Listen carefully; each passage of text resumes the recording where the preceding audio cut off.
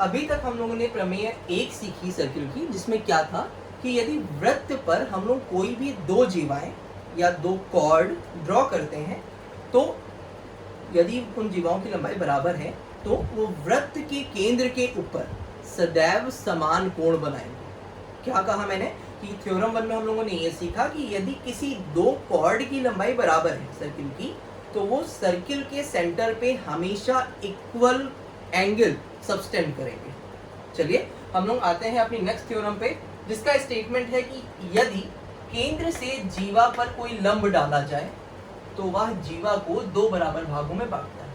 अच्छा, यहाँ पे लंब का मतलब क्या होता है, तो पहले मैं आपको ये क्लियर कर दूं कि लंब होता क्या है। लंब एक प्रकार की रेखा है जो किसी एक बिंदु से दूसरी रेखा पर डाली जाती है, लेकिन यहाँ पे प्रॉपर्टी क्या होती है कि वो जो लंब रेखा हम लोग दूसरी रेखा पर डाल रहे हैं वह उस पर सदैव 90 डिग्री का कोण बनाएगी या राइट एंगल बनाएगी। देखिए मैं आपको ड्रॉ करके दिखाता हूँ कि जैसे ये मेरा पॉइंट है O जो सेंटर है, और मैंने दो पॉइंट ले लिए हैं, एक पॉइंट लिया है A और एक पॉइंट लिया है B। इन दोनों को यदि मैं मिलाऊं तो ये दोनों लाइन मिल गई, तो AB क्या हो गई बेटा मेरी, यहाँ पे AB क्या हो गई, जीवा, या जिसको मैं कॉर्ड कहता हूं।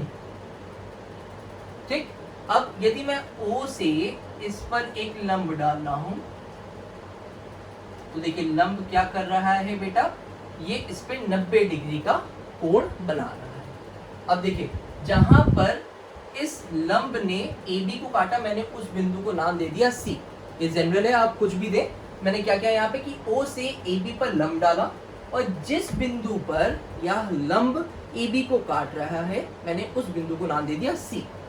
तो मुझे अब इस थ्योरम के अकॉर्डिंग बेटा प्रूफ क्या करना है, मुझे इस थ्योरम के अकॉर्डिंग बेटे प्रूफ करना है AC will always equal to CD।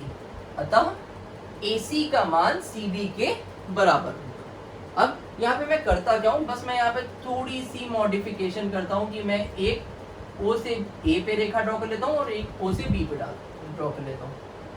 अब मैं डायग्राम में देख सकता हूँ कि भाई OA क्या है, रेडियस है, कह सकता हूँ ना। हम लोग ने रेडियस के बारे में पढ़ा था कि यदि वृत्त की परिधि पर कोई बिंदु है उसको केंद्र से मिलाते हैं तो वो रेखा क्या कहलाती है, त्रिज्या। तो यहाँ पे देखिए OA भी त्रिज्या है और OB भी त्रिज्या।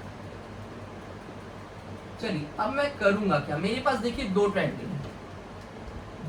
हैं। कौन कौन से बेटा, एक है ट्रायंगल OCA और दूसरा ट्रायंगल है बेटा कौन सा, OBA। यदि मैं इन दोनों को सर्वांगसम प्रूफ कर दूं या कॉन्ग्रुएंट प्रूफ कर दूं तो क्या मैं AC बराबर CD दिखा सकता हूं, बिल्कुल दिखा सकता हूं। देखिए सर्वांगसम का नियम ही यही होता है, यदि मैं किसी भी त्रिभुज को सर्वांगसम प्रूफ किए दे रहा हूं तो उसकी सभी भुजाएं और सभी कोण बराबर होंगे। मैंने क्या कहा आपसे कि if two triangles are congruent then all their sides and angle will always be equal. तो यहाँ पे मैं क्या कर रहा हूँ, मैंने दो ट्रायंगल लिए OCA और OCA और एक लिया बेटा मैंने OCB। ठीक, अब देखिए मैं क्या करूंगा, मैं यहाँ पे देख सकता हूँ कि OA का मान जो है बेटा वो OB के बराबर है। क्यों, क्योंकि बेटा दोनों ही क्या है, त्रिज्या है।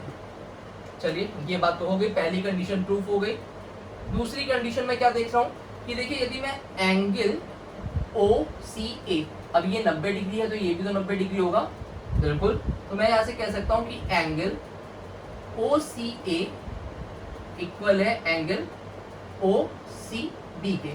क्यों, क्योंकि दोनों ही बेटा 90 डिग्री है ना, इतनी बात समझ में आती है।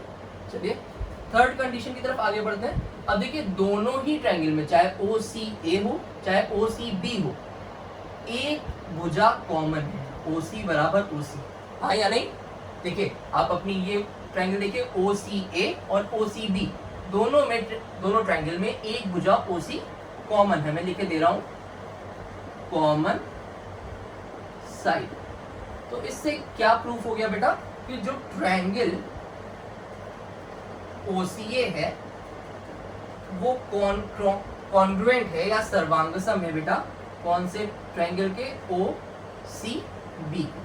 तो जब ये दोनों ट्रायंगल कॉन्ग्रुएंट है और किस थ्योरम से कॉन्ग्रुएंट है, SAS रूल से।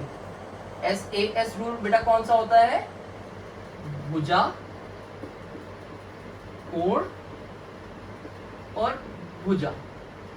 जब ये ट्रायंगल मेरे कॉन्ग्रुएंट प्रूफ हो जाएंगे तो मैं ये कह सकता हूं कि AC बराबर CB, AC बराबर CB। देखिए यही तो हमें प्रूफ करना था कि यदि मैं एक लंब केंद्र से जीवा पे डालूं तो वो लंब को मतलब AB को दो बराबर भागों में बांटती है। दो बराबर भाग मतलब क्या, AC बराबर CB।